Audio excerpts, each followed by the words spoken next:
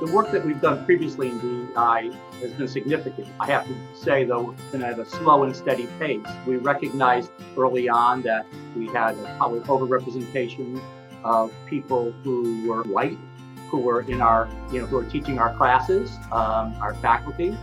And we made a concerted effort over the last 10 years to hire more people of color. And I'm really proud to say that the vast majority, and I'm talking about 80-90% of our hires have been, full-time hires have been faculty of color.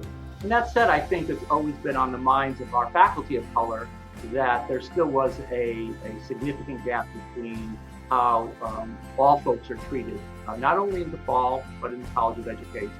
And there's no question that when George Floyd happened, it was a new dawn. I've never seen our college so mobilized. And I'm talking about staff, I'm talking about faculty.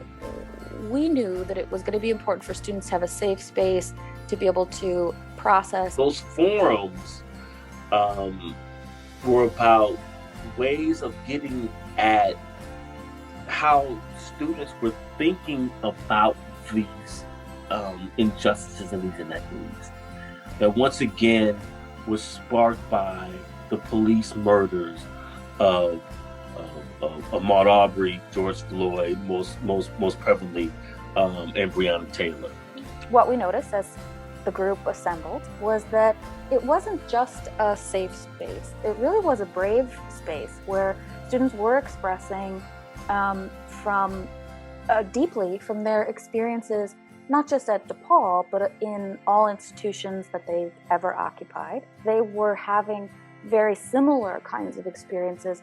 And so when one person would say, this is what I'm experiencing, many others would say, me too. What we learned more specifically is that students are experiencing microaggressions, they're experiencing Eurocentric curriculum, they're experiencing the way that white supremacy plays out in institutions on a personal level.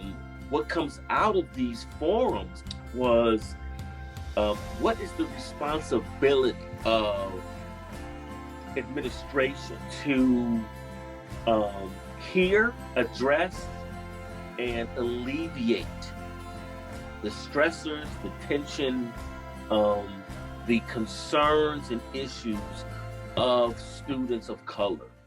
We write today as one voice, guided by the values of St. Vincent de Paul, that uphold the dignity of all people. In this spirit, the College of Education is working to challenge systemic racism and to dismantle white supremacy. We are committed more than ever, as faculty, staff, and administrators, to making ourselves accountable for and actively raising awareness of the racist beliefs, behaviors, and policies that sustain discrimination and prejudice in all forms, especially in our own curriculum and practices. We are organizing around specific themes. So we have a student event group. We also have a practicum and internship group, a curriculum group that is addressing curriculum bias. We're putting together summer discussion groups around curricular issues and instructional delivery issues. And our plan in the fall is to provide resources to faculty and to encourage and support different programs in their efforts to develop anti-racism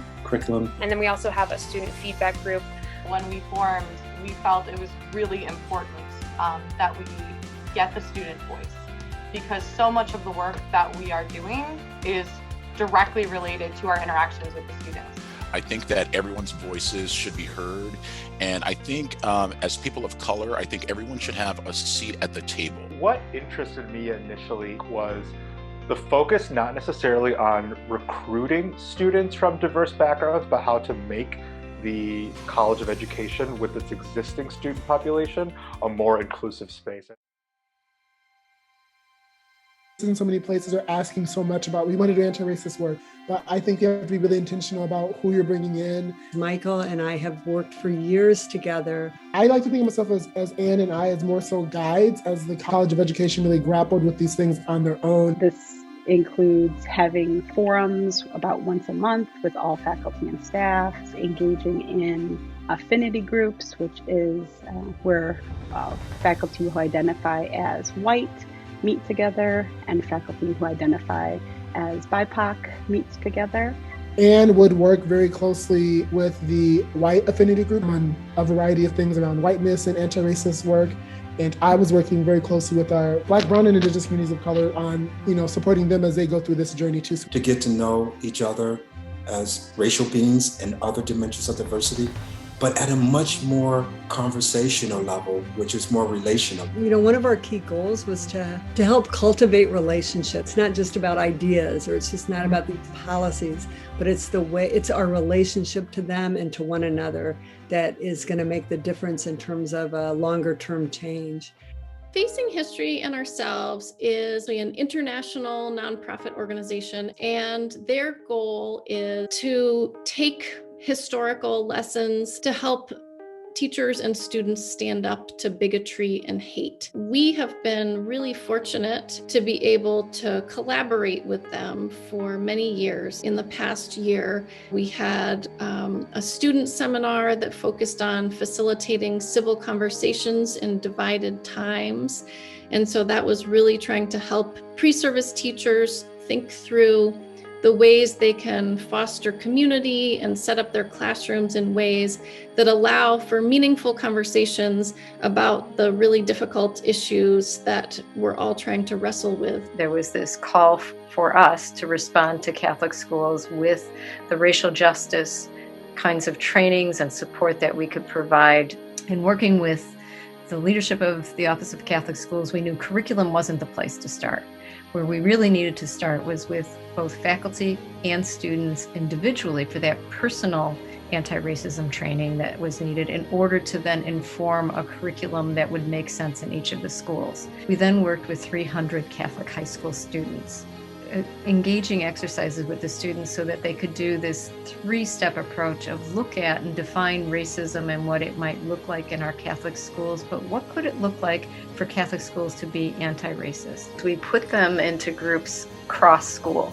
So kids got to talk with kids from other schools about what their definitions of racism were, where they saw that racism might be present in their school, what were the challenges, and then what were the solutions. Then they came together and created a vision of what racial justice would look like in a Catholic school. For us at DePaul, we got to be part of that process to help the students engage in the inquiry and dialogue needed to come to that planning. During the pandemic and during Floyd and all those things coming together, and I noticed in my students, and I think it's even highlighted more with Zoom, the sense of alienation. Steve and I would have these conversations, and we're on the phone and we're talking about it. And we're emotionally overwhelmed, and we can only think about what our students are going through. So how does the social, political, and the emotional side, how does it speak to the large societal phenomenon and the impacts of that? The thought was for us to do something that would incorporate music and creativity, because those become the basis for, dignity is about connecting with one another. And freedom is about connecting with one another around something, a world that we should be able to share. So it was a search for a sense of belonging in dark times.